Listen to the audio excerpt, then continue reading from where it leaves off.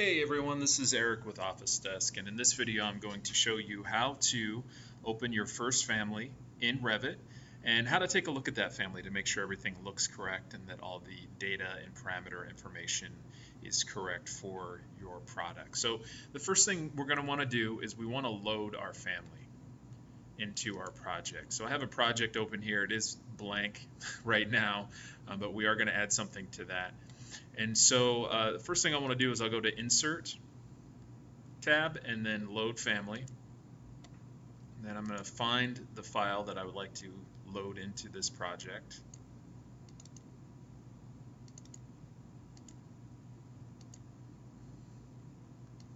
And now once I load the family that I want here, the Revit is going to open up a type catalog. And the type catalog is basically a menu of all the variations of your product, and it's going to help you choose, whether you want to insert all those variations, which can be very intensive on your computer as far as RAM and performance, or if you just want to insert an individual variation of your product.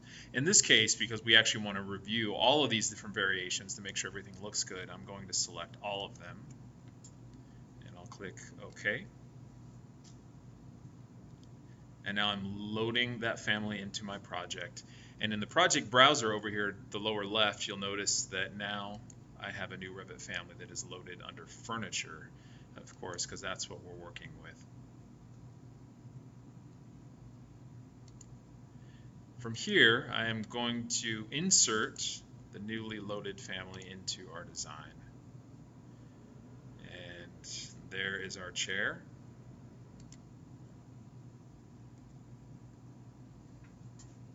Now you'll notice it looks like this family was inserted with the coarse view because Revit gives you the ability to view a product or a family in a coarse view, which is a very blocky view, which is not as intense on your computer. But then there's also the fine view as well. So let's double check and make sure that all of our levels of detail are correct. And if you go down here to the lower left hand corner, you can see, so we're set on coarse. Let's change it to medium, looks a little bit better. And then fine. Now what we want to do is we want to take a look at all the variations of the model. So you're going to highlight the model and you're going to go to this drop down up here, and you'll notice here's all those variations that we inserted into our project. So we can click on all of these.